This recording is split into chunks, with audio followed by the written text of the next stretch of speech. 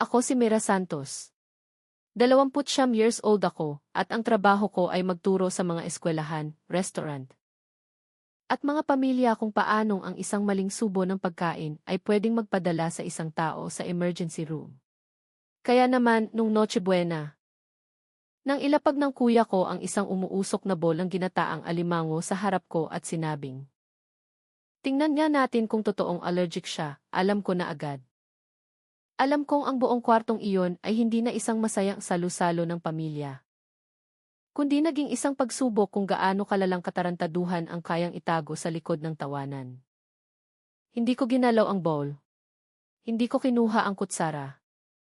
Tinitigan ko lang ang nagmamantikang sabaw habang nararamdaman ko ang bawat mata sa mahabang hapagkainan na nakatitig sa akin, parang ako ang naging entertainment bago hiwain ang lechon at mag-dessert ng leche flan.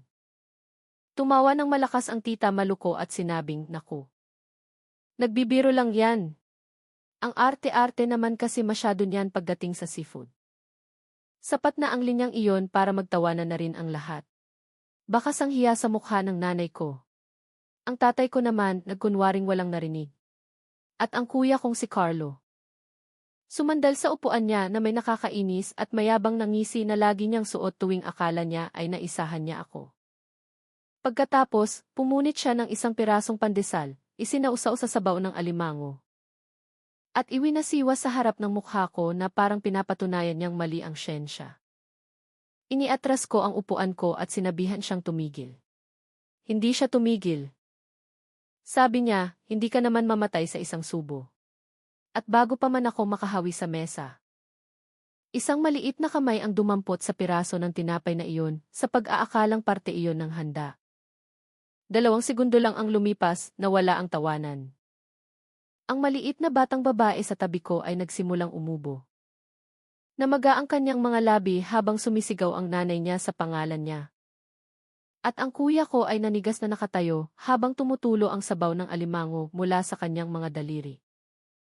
Bago ko ituloy ang nangyari, sabihin mo muna sa comments kung kumusta ang panahon sa lugar ninyo ngayon. Maaliwalas ba, mabigat, o medyo kakaiba? Dahil ang susunod na bahagi ng kwentong ito ay tungkol sa sandali kung kailan ang isang i-joke ng pamilya ay naging ebidensya. At ang araw na natutunan ng kuya ko na may mga parusang dumarating ng mas mabilis pa sa ambulansya. Ang unang tunog na bumasag sa matinding kaba at takot ay ang tili ng nanay ni Mika. "Mika, huminga ka. Anak, huminga ka." Bumagsak ang mga silya sa pag-atras, tumaob ang mga plato, tumapon ang sarsa ng lechon sa puting mantel. At lahat ng mga taong nagtatawanan 5 segundo lang ang nakakalipas ay biglang mukhang mga walang magawa. Nakatayo lang doon ang kuya kong si Carlo Santos, hawak pa rin ang basang piraso ng tinapay. Tumutulo ang ginataang alimango mula sa mga daliri niya papunta sa sahig. Bumuka ang bibig niya na parang gusto niyang magpalusot, pero walang lumabas na salita. Kinuha ko ang bag ko at ibinuhos ang lahat ng laman nito sa sahig. Phone, wallet, susi, lip balm, kumalat lahat sa ilalim ng mesa hanggang sa mahanap ko ang EpiPen ko. Nanginginig ang mga kamay ko, pero sobrang blanko at lamig ng isip ko. Sumigaw ako na may tumawag agad ng emergency hotline o 911. Si Tita Malo, ang babaeng kanina lang ay tumatawa at nagsabing joke lang ang lahat, ay humahagulgol na ngayon habang nakatakip ang 2 kamay sa bibig. Nanigas ang nanay ko sa tabi ng bandehado ng lechon. Ang tatay ko, paulit-ulit na sinasabing, "Anong nangyayari? Anong nangyayari?"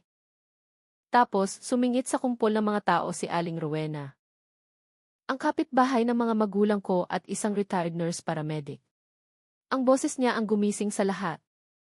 Inutusan niya ang nanay ni Mika na ihiga ang bata, inutusan niya akong iabot ang EpiPen. At sinabihan ang pinsan ko na speakerphone ang 911 dispatcher.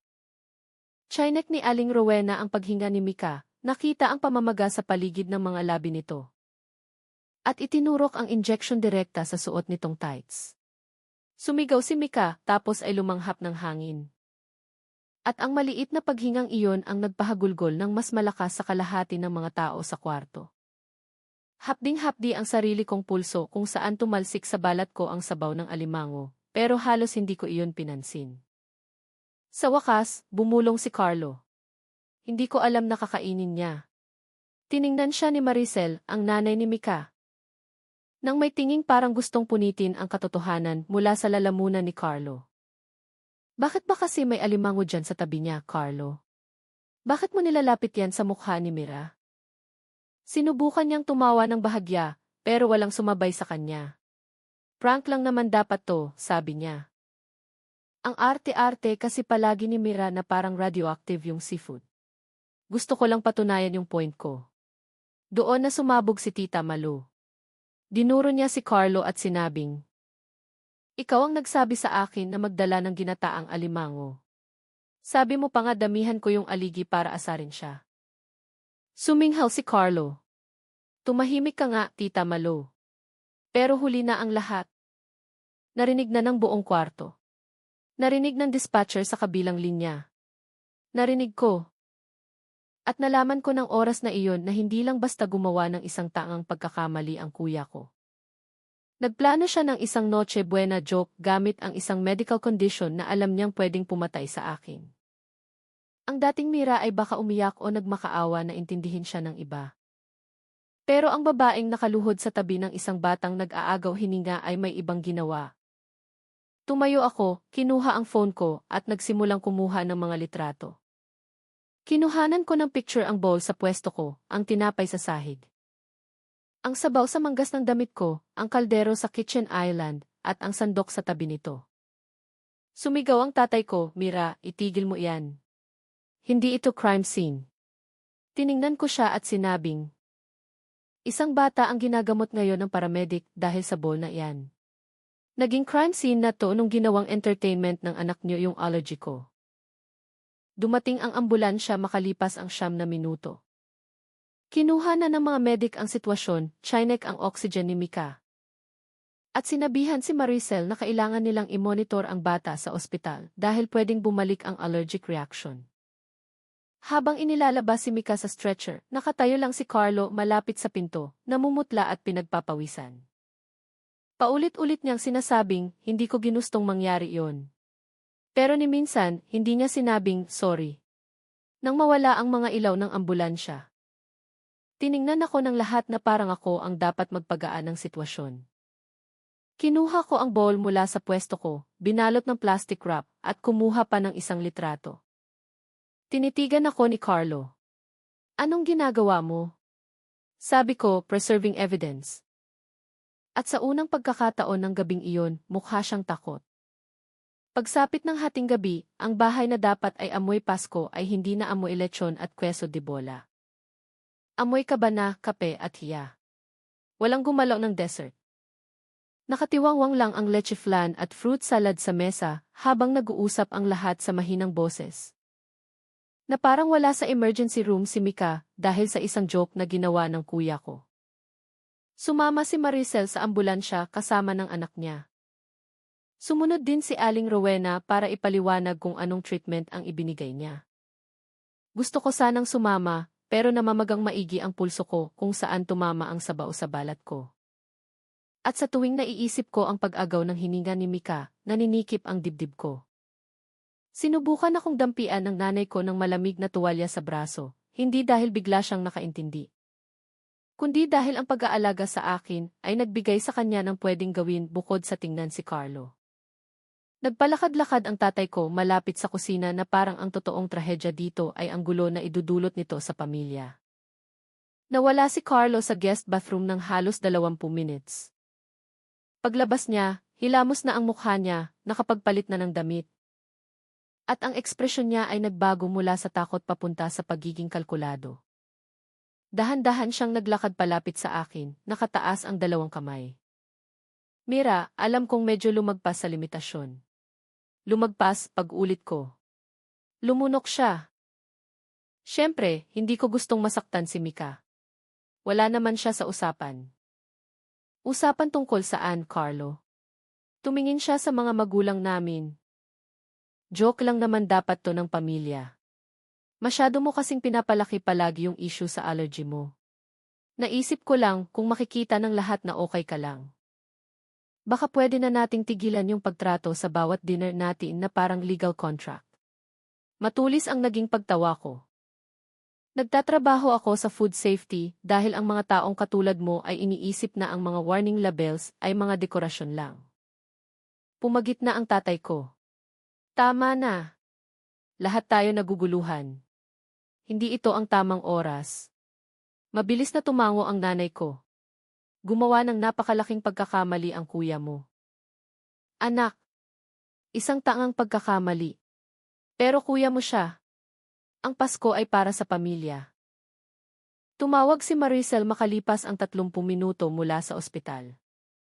Stable na si Mika, pero inoobserbahan pa rin siya ng mga doktor. Sabi nila, sobrang seryoso ng naging reaksyon na kung wala doon si Aling Rowena. Kung wala akong dalang EpiPen, kung mas mabagal ang ambulansya, baka naging iba ang kinahinatnan ng gabi. Isang tanong lang ang tinanong sa akin ni Maricel. Mira, alam ba ni Carlo na may alimango yung sabaw na yon? Tiningnan ko si Carlo mula sa kabilang dulo ng kusina. Nakatingin siya sa akin na parang isang taong naghihintay ng hatol. Sabi ko, alam niya. Nakabuo ng isang nasaktang tunog ang nanay ko na parang ang pagsasabi ng totoo ay isang uri ng pagtatraidor. Pagkatapos ng tawag, pinaupo ako ng tatay ko sa sala. Alam ko na kung anong susunod. Hindi pag-aalala, kundi damage control. Ibinaba ng tatay ko ang boses niya. Mira, nakakapanlumo ang nangyari ngayong gabi. Pero kung lalabas to, masisira si Carlo. Yung kumpanya niya nagsusupply sa mga hotels at restaurants. Hindi maiintindihan ng mga tao yung buong kwento. Ang buong kwento ay nilapag niya ang sabaw ng alimango sa harap ng taong may shellfish allergy at nagwasiwas siya ng kontaminadong pagkain sa harap ng isang bata. Nagsimulang umiyak ang nanay ko. Parang awa mo na, wag mo namang sabihin ng ganyan. Nang alin? Ng katotohanan? Sumabog si Carlo. Umaarte ka na parang may sinubukan akong patayin. Lagi mo na lang kinukuha ang isang hindi komportableng sitwasyon tapos gagawa ka ng korte mula rito. Bigla kong naalala nung 15 years old ako. Nakahiga sa ihisi bed dahil yung panipit sa hipon ay naihalo sa manok sa isang family party. Nandoon si Carlo. Nakita niya yung oxygen mask. Narinig niya yung doktor habang pinapaliwanag kung gaano nakakamatay ang shellfish exposure. At pinagtawanan niya lang yun ng ilang taon. Tumayo ako. Alam mo kung anong pwedeng mangyari. Nagtagis ang mga bagang niya. Hindi ko naman inakalang mangyayari talaga. Ang linyang iyon ang nagpabago sa lahat. Hindi ko alam. Hindi nakalimutan ko. Hindi sorry. Kundi hindi ko inakalang mangyayari talaga. Umakyat ako sa kwarto at tinawagan si Atty. Carla Medina, isang civil lawyer na nakuha ko noon para sa isang contract dispute. Alauna na ng madaling araw pero sumagot siya. Kinwento ko ang lahat. Yung sabaw, yung tinapay, si Mika ang EpiPen. Ang mga magulang kong sinusubukan ng palambutin ang katotohanan. Sabi ni Carla, huwag kang makipagtalo sa kanila. Huwag mo silang pagbantaan. Itago mo lahat ng text. Pikturan mo lahat. Kunin ninyo ang medical record sa ospital kapag handa na si Maricel. Hanapin mo ang kiki footage kung meron man. At Mira, huwag mong hahayaang itapon ng kahit sino yung sabaw. Pagbaba ko, wala na si Carlo. Sabi ng nanay ko, kailangan daw nitong magpahangin. Chinek ko ang kitchen counter. Nandoon pa rin yung bowl na nakabalot ng plastic, pero wala na yung kaldero. Nanlamig ang buong pagkatao ko. Nasaan yung natirang sabaw? Kumurap ang nanay ko.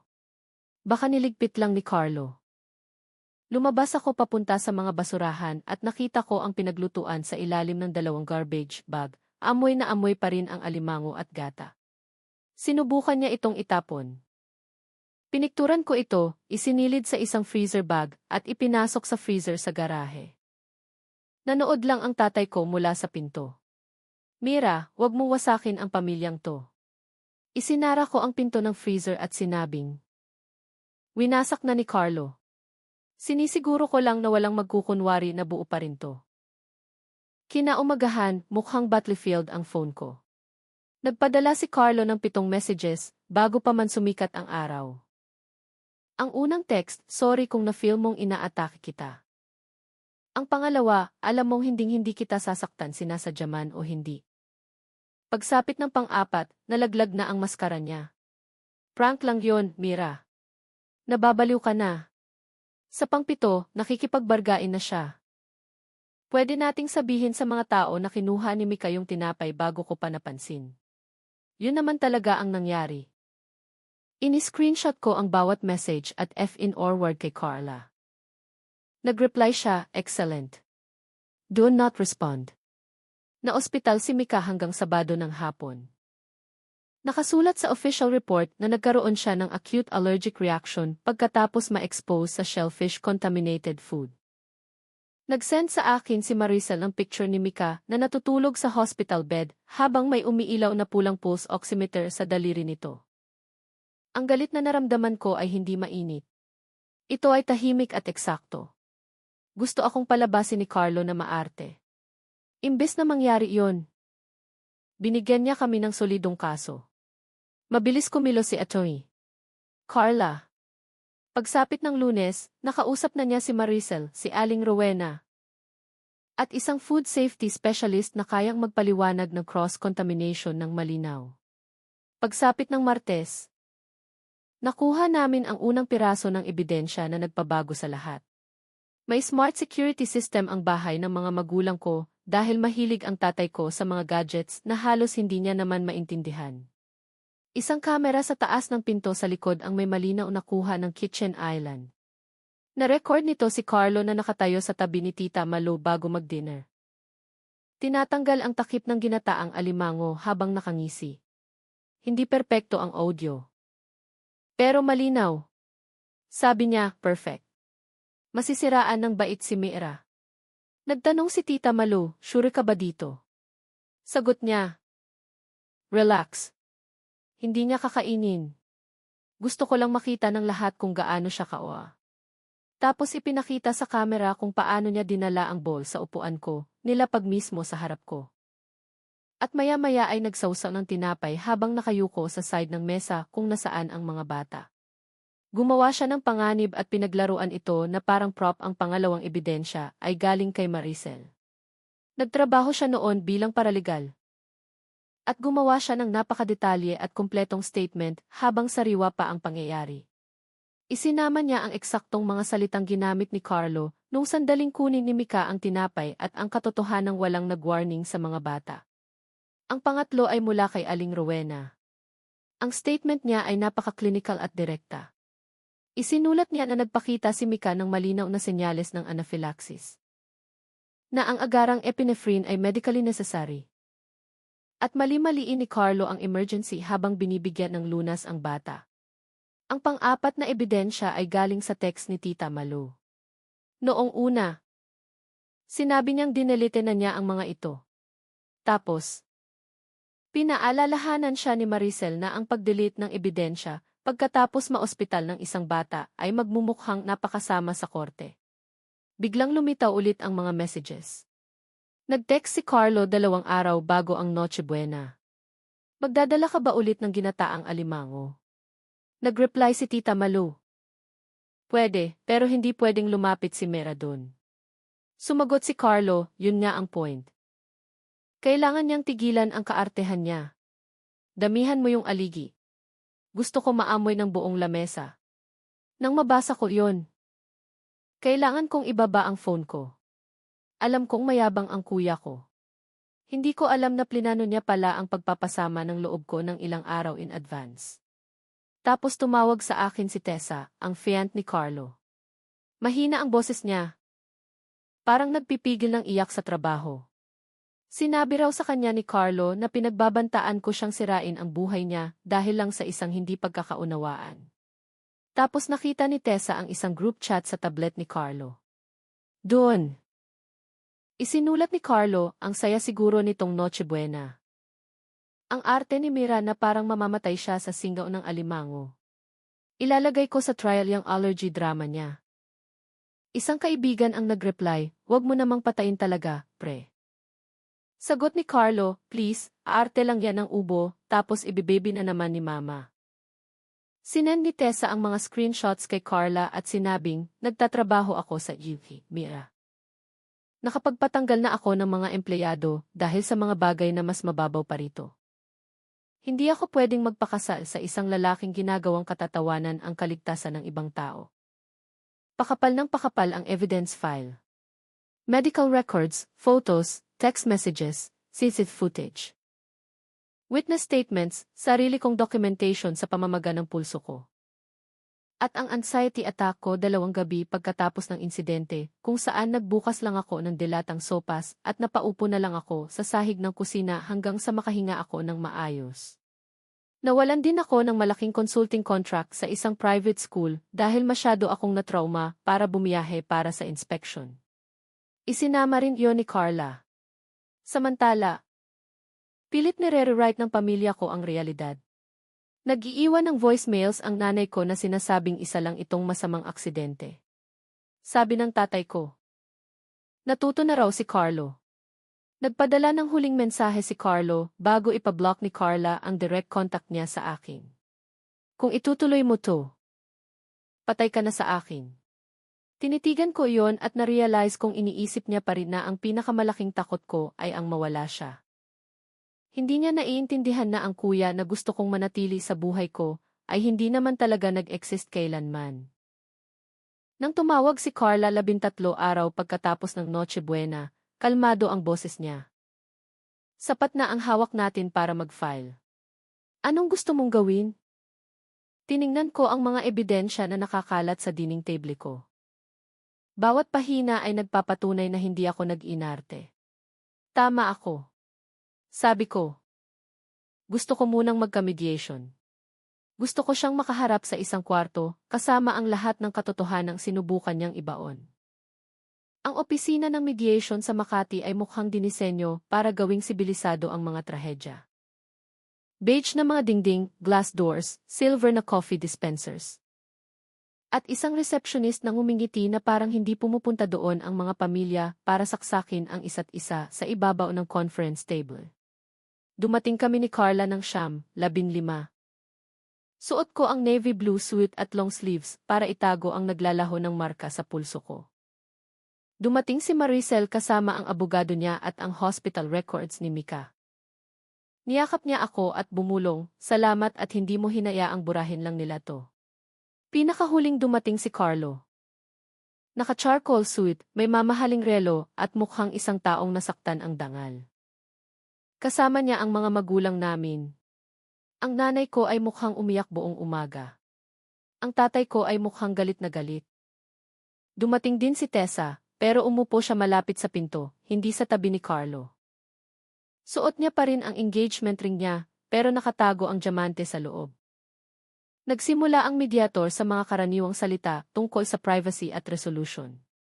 Pinutol siya ni Carlo bago pa siya matapos. Gusto ko lang sabihing sorry, sabi niya, humarap sa akin na may pilit na luhang pinraktis yata. Hindi ko ginustong may masaktan. Inaasar ko lang ang kapatid ko kasi ganoon naman magbiruan sa pamilya natin. Isang katangahan, pero alam ni Mira na mahal ko siya. Naging napakagamit na salita ng i-mahal sa kwartong iyon. Parang isang kumot na itinakip sa mga matatalim na bagay para walang makakita ng dugo. Inabot ng nanay ko ang kamay ko. Anak, please. Maayos natin to nang hindi sinisira ang kuya mo. Iniwas ko ang kamay ko. Binuksan ni Carla ang folder niya. Wala po rito si Eve Santos para pag-usapan ang feelings. Nandito siya para pag-usapan ang liability. Napairap si Carlo. Liability. Ito yung sinasabi ko eh. Ginagawa ni Mira na safety lecture ang lahat ng problema sa pamilya. Hindi kumurap si Carla. At ginawa mo namang allergic exposure na naglagay sa panganib sa isang bata ang isang family. Dinner. Maging tumpak tayo dahil mas mabait ang pagiging tumpak kaysa sa pagtanggi. Tapos, inilatag niya ang mga ebidensya. Mga litrato ng bowl sa pwesto ko, ang tinapay sa sahig, ang sabaw sa manggas ko, at ang panggagamot ng mga paramedic. Statement ni Aling Rowena. Statement ni Maricel. Hospital report. Mga text messages kay Tita Malu. Nang basahin ni Carla yun nga ang point. Kailangan niyang tigilan ang kaartehan niya, pumikit ng mariin ang tatay ko. Bumulong si Carlo, out of context yan. Sabi ni Carla, kung ganoon, siguradong ma-appreciate mo ang video na to. Inilapag niya ang isang tablet sa mesa at nag-press ng play. Nandun siya sa kusina ng mga magulang namin, nakangisi sa tabi ng ginataang alimango. Perfect. Masisiraan ng bait si Mira. Pinanood ng buong kwarto kung paano niya dinala ang bowl sa pwesto ko. Pinanood ng buong kwarto kung paano niya isinausaw ang tinapay. Pinanood ng buong kwarto ang pagdampot ni Mika. Pinanood ng buong kwarto ang hindi niya pagpigil dito sa tamang oras. Nagbago ang mukha ni Carlo habang nagpe-play ang video. Hindi dahil na-realize niya ang naging kasalanan niya, kundi dahil na-realize niya kung ano ang kaya naming patunayan. Hinayaan ni Carla ang katahimikan. Lumalabas na ang depensa mo ay inaasahan mo lang hiyain ang kapatid mo. At hindi ang manakit ng isang bata. Hindi yan depensa. Pag-amin yan. Hinampas ni Carlo ang mesa. Hindi ko alam na may allergy si Mika. Tumayo si Maricel ng sobrang bilis kaya umingit ang silya niya sa sahig. Hindi na niya kailangan ng allergy para maging mapanganib ang ginawa mo. Nilapit mo ang alimango sa mukha ni Mira. Nagwasiwas ka ng kontaminadong pagkain sa harap ng mga bata. Naging collateral damage ang anak ko sa payabangan ng ego mo. Tapos nagsalita si Tessa mula malapit sa pinto. Carlo, sabihin mo sa kanila yung tungkol sa group chat. Lumingon ng mabilis si Carlo sa kanya. Tessa, wag. Slide ni Carla ang mga nakaprint na screenshot sa mesa. Ang saya siguro nitong Noche Buena. Ilalagay ko sa trial yung allergy drama niya. Wag mo namang patayin talaga. Pray. Please, aarte lang yan ng ubo tapos ibibaby na naman ni Mama. Nakagawa ng tunog ang nanay ko na parang may nabasag sa loob niya. Tinitigan ng tatay ko si Carlo na parang nakatingin sa isang estranghero. Sa wakas, nagsalita ako. Kung sinabi ng boss mo na may seafood allergy siya, maglalapag ka ba ng sabaw ng alimango sa harap niya para tingnan kung nagsisinungaling siya? Walang nasagot si Carlo. Kung ang anak ng isang kliyente mo ay may medical condition, magwawasiwas ka ba ng kontaminadong pagkain malapit sa kanila para lang i-prove ang point mo? Wala pa rin. O ginawa mo lang to sa akin dahil akala mo sanay na ang nakababata mong kapatid na tanggapin na lang ang lahat at tawagin itong pamilya? Bumuka ang bibig niya at sumara muli. Nandoon na ang sagot. Inilapag ni Carla ang settlement demand. $720,000, $250,000 para sa medical at therapy trust ni Mika. $220,000 para sa emotional distress ko, lost income at safety damages. At $250,000 sa punitive civil settlement para maiwasan ang public litigation at posibleng criminal referral. Tumawa si Carlo pero tunog basag. Wala akong ganyang kalaking pera. Sabi ni Carla, kung ganoon mas magiging magastos ang kaso sa korte. At magiging pampubliko dagdag ng abogado ni Maricel. Sumandal paharap ang tatay ko. Gusto mong ipabankrupt ang pamilyang to? Tiningnan ko siya. Hindi, nagawa na iyon ni Carlo nung isinugal niya ang paghinga ng isang bata para sa isang joke. Humagulgol ang nanay ko. Kuya mo pa rin siya. Sagot ko, bata pa rin si Mika. Inabot ng 3 oras ang negosasyon. Nagwala si Carlo. Nakipagtalo ang tatay ko. Nagmakaawa ang nanay ko. Pero walang pakialam ang ebidensya sa pampamilyang relasyon. Sa huli, pumayag si Carlo sa settlement kung saan ang mga magulang ko ang magiging guarantors. Kasama sa agreement ang isang no-contact clause at isang nakasulat na pag-amin na ang insidente ay kinapapalooban ng sinadyang pag-expose sa isang kilalang allergen risk. Nanginginig ang kamay niya nang pumirma siya. Sumunod na pumirma ang mga magulang ko, parehong kulay abo ang mga mukha sa matinding stress. Tapos, tumayo si Tessa, naglakad palapit sa mesa. At inilapag ang engagement ring niya sa tabi ng kopya ni Carlo ng agreement. Bumulong si Carlo, "Tess, please." Sabi ni Tessa. "Nagtatrabaho ako sa Human Resources. Buhay ko na ang magdesisyon kung ligtas bang isama ang isang tao sa iba. Ikaw, hindi." Tapos umalis siya. Tiningnan ako ni Carlo nang may purong puot. "Masaya ka na ba?" Inayos ko ang folder ko at tumayo. "Hindi," sabi ko. "Ligtas na ako ngayon." May malaking pagkakaiba yon. Akala ng mga tao ang pagganti ay parang fireworks. Hindi. Ang tunay na parusa at kahihinatnan ay mas tahimik.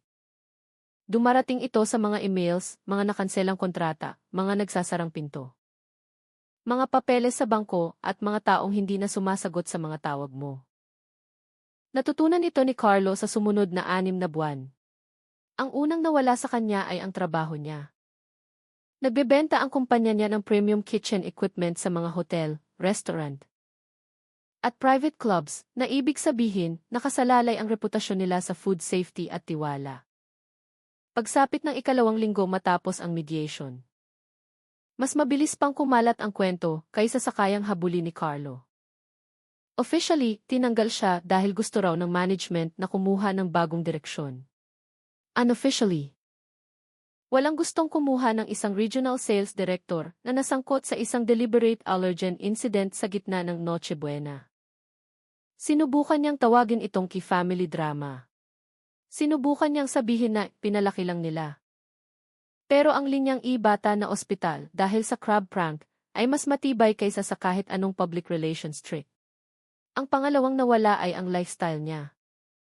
Unang nawala ang mamahaling relo, sumunod ang nakalis na tapos ang golf membership na lagi niyang ipinagmamalaki sa bawat birthday dinner. Nagbenta siya ng mga furniture mula sa kondo na plinano nilang tirhan ni Tessa sana pagkatapos ng kasal. Lumipat siya sa isang maliit na 1-bedroom apartment malapit sa Slex kung saan manipis ang mga dingding at patay-sindi ang mga ilaw sa parking lot tuwing gabi. Binayaran ng mga magulang ko ang unang settlement installment sa pamamagitan ng pagkuha ng home equity loan sa bahay. Tumawag ang tatay ko minsan. Hindi ko sinagot. Nag-iwan pa rin siya ng voicemail. "Wala kang kaide-ideya kung anong ginagawa nito sa nanay mo." Dinelit ko iyon bago pa man siya matapos. Sa loob ng maraming taon, inaasahan akong intindihin ang epekto ng kalupitan ni Carlo sa lahat maliban sa akin. Tapos na akong i-translate ang sakit ko para lang maging pabor sa kanila. Nagdusa rin si Tita Malo. Nakadepende ang home catering business niya sa mga referrals sa simbahan, office parties, at tiwala ng komunidad. Nang malaman ng mga tao na nagdala siya ng ginataang alimango sa isang dinner kung saan alam niyang may shellfish allergy ako, nawalan siya ng mga bookings. Pilit niyang ipinagtanggol na hindi niya alam na aabot doon si Carlo. Pero iyon ang problema kapag tinulungan mong kargahan ang baril ng isang tao, tapos magkukunwari kang hindi mo alam na baka iputok nila ito. Nagpadala siya ng apology letter kay Maricel. Ibinalik ito ni Maricel nang hindi binubuksan. Nagsimulang mag-therapy si Mika dahil sa loob ng ilang linggo. Nagpapanik siya tuwing may dalang sabaw ang mga matatanda malapit sa kanya. Sinabi ng mga doktor kinalaunan na baka mild lang ang allergy niya at na-trigger lang dahil sa concentrated exposure. Pero ayaw ni Maricel sa salitang mild. Walang mild sa panonood sa sarili mong anak habang nag-aagaw hinina. Ako naman, may mga araw na nahihirapan pa rin ako. Hindi nagawang ibalik agad ng settlement money ang pakiramdam ko ng kaligtasan. May panahon na sumisikip ang dibdib ko sa tuwing may salo-salo. 3 beses kong sign-check ang mga labels. Huminto ako sa pagtanggap ng pagkain maliban kung nakita ko kung paano ito inihanda. Minsan, nagigising ako na naririnig ko ang ubo ni Mika sa panaginip ko. Pero hindi tulad noon, hindi ko sinasabihan ang sarili ko na nag-inarte lang ako. Nagpa-therapy ako. Nagpahinga. Hinayaan kong manginig ang mga kamay ko kung kailangan. Tapos, bumuo ako ng isang bagay mula sa pagkasira.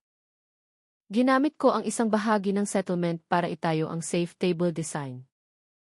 Isang consulting studio na nakatutok sa allergy-safe food spaces para sa mga eskwelahan, maliliit na restaurant, childcare centers, at family event venues. Nag-design ako ng kitchen traffic plans para maiwasan ang cross-contamination. Tumulong ako sa mga cafeteria na gumawa ng color-coded serving tools.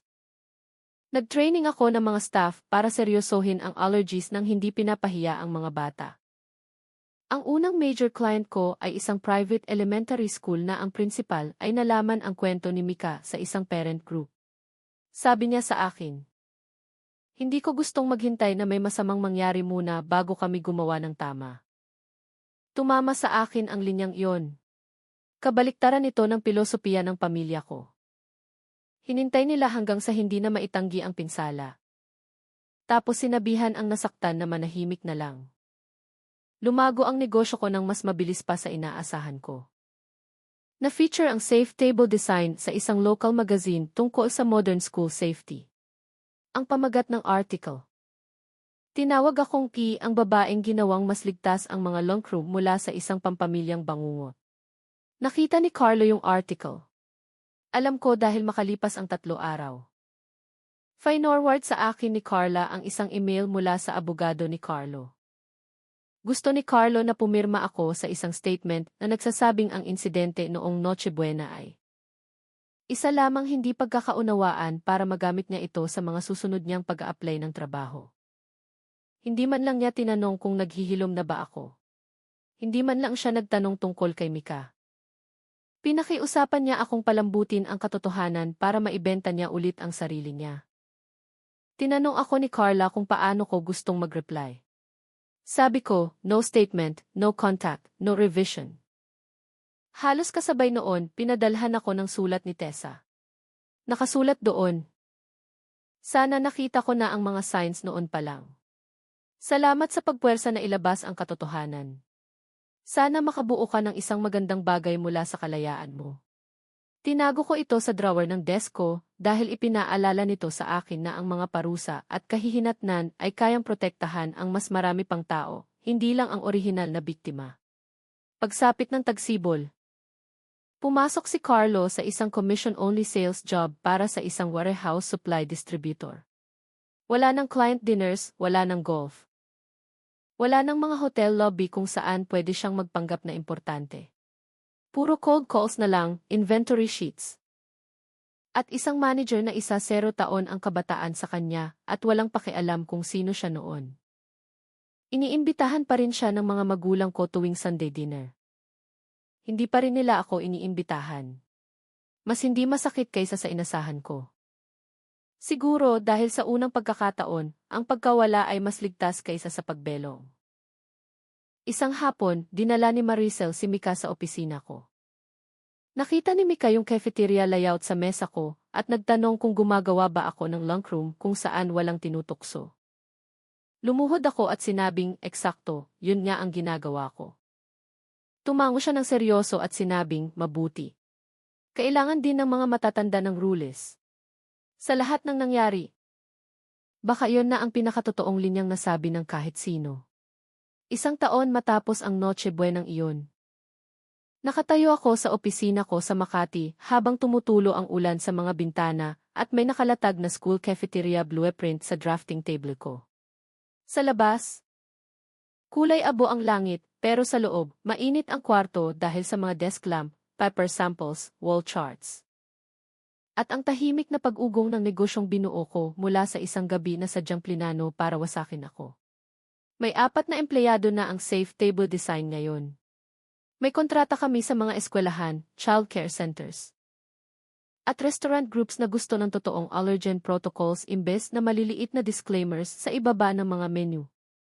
Sa pader malapit sa entrance, nilagay ko ang isang linya mula sa training manual namin. Ang kaligtasan ay hindi pagiging maarte. Ang kaligtasan ay respeto. Isinulat ko ito matapos akong tanungin ng isang prinsipal kung paano ipapaliwanag ang food allergies sa mga staff members na nag-iisip na masyado lang nag-o-overreact ang mga magulang. Sinabi ko sa kanyang itigil na ang paggawa sa usapan na parang tungkol ito sa takot. At simulan itong gawin tungkol sa dignidad. Walang bata ang dapat muntik mamatay muna bago sila paniwalaan ng mga matatanda. Walang bisita ang dapat tumawa na lang habang tinetest ng iba ang medical boundary nila. Walang pamilya ang dapat gumamit ng salitang i-joke para pagtakpan ang isang pag-ugali na tatawaging reckless at kriminal sa kahit saang lugar. Mas okay na si Mika. Nagpapadala si Maricel ng updates tuwing ilang buwan. Si Mika ay naging uri ng bata na nag-check ng labels. Magalang na tinatama ang mga matatanda at sinasabihan ang mga kaklase niya ng, "May mga rules din ang katawan ko tulad ng sayo." Naiyak ako noong una ko yung narinig. Natutunan niya ang pagiging maingat ng walang halong hiya. Napakalaking bagay nun. Si Carlo naman, mula sa kaunting balitang nakakarating sa akin, ay hindi natuto ng ganoon kaganda. Nagtatrabaho siya sa warehouse logistics. Kumikita nang wala pa sa kalahati ng dati niyang kinikita, nakatira sa isang apartment na kinamumuhian niya. At sinasabihan ang kahit sinong gustong makinig na sinira ng kapatid niya ang buhay niya. Halos nakakatawa ang irony. Hindi ako ang naglapag ng ginataang alimango sa harap ng kahit sino. Hindi ako ang nagwasiwas ng kontaminadong pagkain sa harap ng bata. Hindi ako ang sumubok na magtapo ng ebidensya. Tumanggi lang akong akuin at tanggapin ang naging parusa ng sarili niyang mga desisyon. Hindi pa rin nag-a-apologize ang mga magulang ko. Minsan, nagpapadala ang nanay ko ng mga holiday cards na walang laman kundi ang pangalan niya at ng tatay ko. Hindi ako nagre-reply. Noong una, parang ang lupit ng pananahimik. Tapos, naging malinis ang pakiramdam. Masyadong maraming taon ang sinayang ko sa pagpapalit ng kahulugan ng access at pagmamahal. Hindi ibig sabihin na magkadugo kayo ay may karapatan na sila sa hapagkainan mo, sa pagpapatawad mo o sa nervous system mo. Isa iyon sa mga pinakamahirap na aral na tanggapin. Pero isa rin sa mga pinakamahalaga na itinuturo ng mundo sa mga tao, lalo na sa mga anak na babae. Ang panatilihin ang kapayapaan kahit ano paman ang maging kapalit. Umiti ka lang sa harap ng pang-iinsulto. Maging pasensyosa ka sa nambubuli. Magpatawad ka dahil ang pamilya ay pamilya. Pero ang kapayapaan na walang kaligtasan ay hindi kapayapaan. Ito ay pagsuko. Na-clear ang huling settlement payment sa huling linggo ng Nobyembre, halos eksaktong 1 taon matapos ang insidente. Nag-send si Carla ng isang maikling email. Case closed. Binasa ko ito ng 3 beses, naghihintay ng pakiramdam na parang nanalo. Hindi iyon dumating. Ang dumating na lang ay isang malalim at matatag na kalmado. Isinara ko ang laptop ko at naglakad papunta sa training room kung saan naghahanda ang team ko ng isang workshop. Sa mesa, may mga mock lunch trays, color-coded labels, allergen cards, at practice scenarios para sa mga teachers. Ang isang senaryo ay nagtatanong, anong dapat mong gawin kung sinabi ng isang estudyante na hindi niya pwedeng kainin ang isang bagay? Pero sinasabi ng isa pang matanda na nag-iinarte lang sila? Simple lang ang sagot. Paniwalaan ang estudyante. Alisin ang panganib. Magtanong na lang pagkatapos. Yon ang edukasyon na hindi kailanman ibinigay ng pamilya ko sa sarili nila. Yon ang mahalagang kaalaman na sana mayroong pumrotekta sa akin noong bata pa ako. Yon ang halaga na gusto kong ibigay sa bawat kwarto na papasukin ko ngayon. Ang pagganti ay isang salitang ginagamit ng mga tao kapag ayaw nilang sabihin ang salitang pananagutan. Tatawagin ka nilang bitter. Kapag nagtago ka ng ebidensya. Tatawagin ka nilang maarte kapag tumanggi kang paliitin ang pinsalang ginawa. Tatawagin ka nilang walang puso kapag tumigil ka sa pagprotekta sa taong nanakit sa'yo. Pero ang pagprotekta sa sarili ay hindi kalupitan. Ang pagsasabi ng totoo ay hindi pagtatraidor. Ang paniningil sa isang tao para sa pinsalang idinulot nila ay hindi pagsira sa isang pamilya. Minsan, ito na lang ang tanging paraan para matigil ang pinsala sa pagkalat. Nang Noche Buenang iyon, sinubukan ng kuya kong gawing punchline ang allergy ko. Gusto niyang pagtawanan ng buong mesa ang takot ko, ang pag-iingat ko, at ang mga boundaries ko. Imbes na mangyari iyon, tinuruan niya ang lahat kung bakit eksaktong nag-i-exist ang mga boundaries na yon. Nawalan siya ng trabaho, ng engagement, ng reputasyon. At ng trono niya bilang paboritong anak na inupuan niya sa halos buong buhay niya. Nakakuha ako ng isang kumpanya ng boses. At ng buhay kung saan walang sinuman ang may karapatang magdesisyon na ang kaligtasan ko ay isang abala. Hindi ko sin-celebrate ang nangyari kay Mika. Hinding-hindi kailanman. Pero binibigyan ko ng karangalan ang mga pinagdaanan niya sa pamamagitan ng paniniguradong ang ibang bata ay pinapaniwalaan bago pa sila masaktan. Binibigyan ko ng karangalan ang mga pinagdaanan ko sa pamamagitan ng pagtangging umupo sa mga lamesa. Kung saan ang pagmamahal ay may kasamang pambabastos. Habang nilolok ko ang opisina ko ng gabing iyon, kasabay ng kislap ng ulan sa semento. Naisip ko ang bol ng ginataang alimango, ang tawanan, ang mga hiyawan, at ang katahimikang sumunod. Tapos naisip ko ang mga cafeteria na na-redesign namin, ang mga teachers na na-train namin. At ang mga bata na hinding-hindi malalaman ang pangalan namin. Pero magiging mas ligtas dahil ginawa namin ang tama. May mga parusang dumarating ng mas mabilis pa sa ambulansya. Ang iba naman, nangangailangan ng oras, papeles, tapang, at ang kahandaang hindi maintindihan ng iba. Pero kapag tinrato ng isang tao ang buhay mo na parang isang joke, ang leksyon na makukuha nila ay dapat maging hindi makakalimutan. Hindi dahil masarap ang maghiganti, kundi dahil ang pananagutan ang tanging makakapagligtas sa susunod na biktima.